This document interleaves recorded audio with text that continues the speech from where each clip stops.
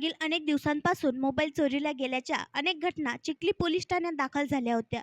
Chikhli police station हद्दीतील विविध ठिकाणी या घटना घडल्या.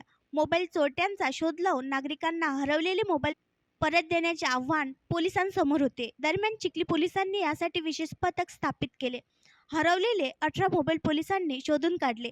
तब्बल 2 लाख रुपये किमतीचे हे मोबाईल फोन होते. मोबाईल परत मिळाल्याने नागरिकांनी समाधान व्यक्त केले.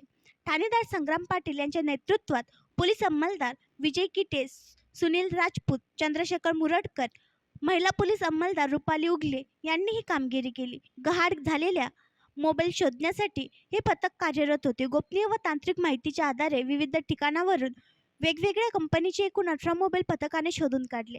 तब्बल 2 लाख रुपयांचा मोबाईल माल पोलिसांनी हस्तगत केला.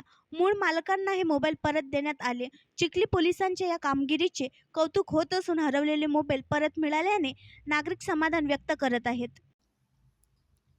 आणखी नवीन व्हिडिओ पाहण्यासाठी आमच्या देशमुख एक्सप्रेस न्यूज चॅनलला सबस्क्राईब करा, लाईक करा आणि शेअर करा.